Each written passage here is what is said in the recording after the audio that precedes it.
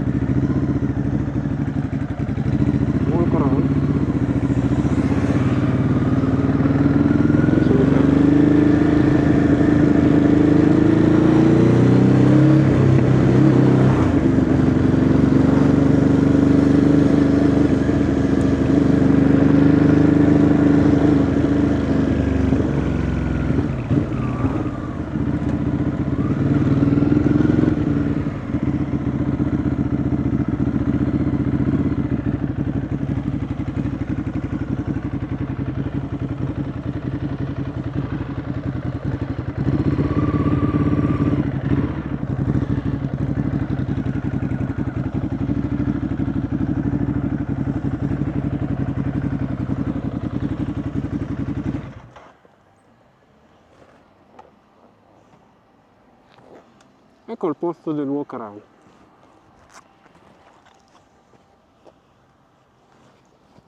So guys, I decided to stop here just to test a few things. One, the wireless microphone, and to talk about something that's related to my Hypermotard 821. Let's go back just a little bit with the Hyper. Oh.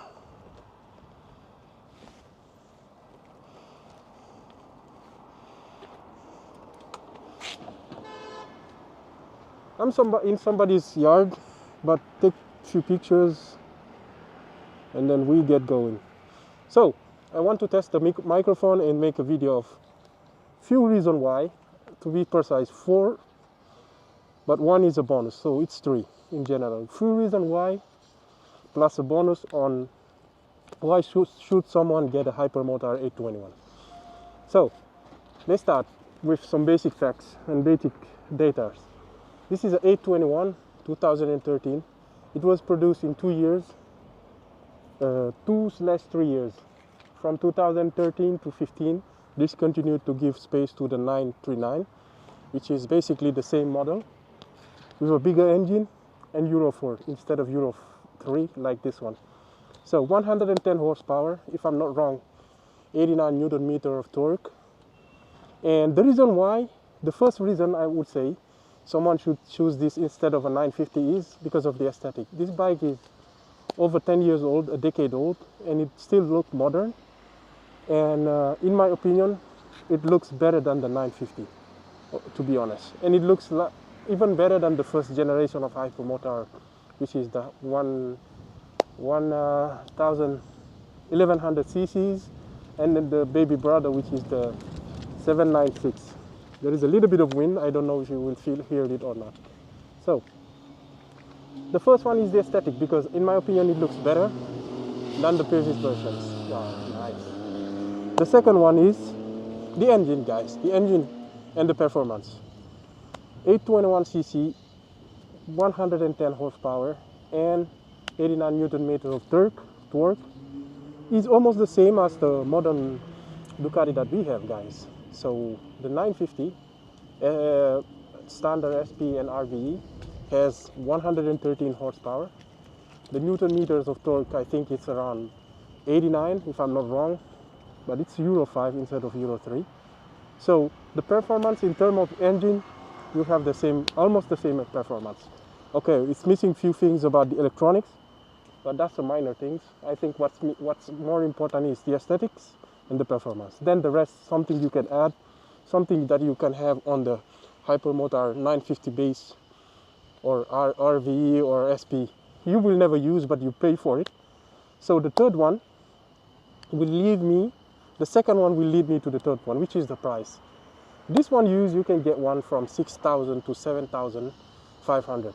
And if you want the slightly better version of this, the 821, you can go with the SP.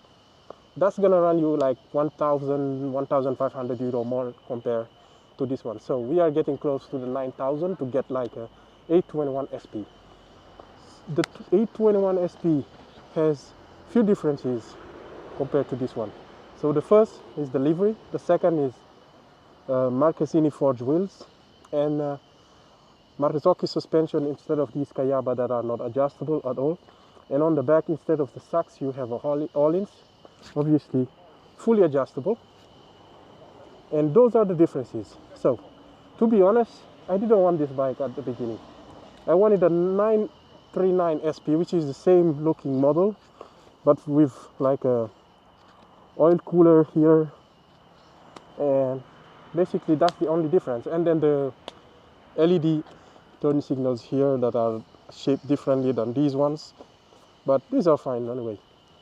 I wanted that one, but it was very pricey, being a used model, and it was very wanted, so it was costing like the same as a 950, and I didn't want to spend the same money of a 950 on a 950, let alone on a 939. So I said to myself, maybe it's the moment for me to look for a base model and, you know, customize it, make it mine, and that's it. I was thinking, yeah, I will do the suspensions and stuff, but I never did. I owned it for 3 years. The only thing I did was I did the oil of the forks, because 10 years and never did, so I said it was the time to do it. I went with an oil that's slightly denser for me to have more support. The second upgrade I did was this master cylinder. Instead of radial, I changed the radial one, I went with I-shell one. Instead of the A-shell one, I went with the radial, same spec from the 821 SP, which is a good mod. I could live without, but I did it because I wanted, and it was very cheap, 130 euro. I installed it myself. But the problem is that with this upgrade, my fork and suspension problem was more enhanced, you know, more visible and stuff. But in the complex, I'm very happy. I did the heated grids, which are very nice. And what else? The frame slider from Evotech Performance for the engine and then for the forks. And the exhaust, the Spark. It was my first collaboration as a YouTuber, Italian YouTuber, so it's nice. Oh, I lost a zip tie, but I will do it. And the fourth one, which is the bonus, is this bike has no warranty.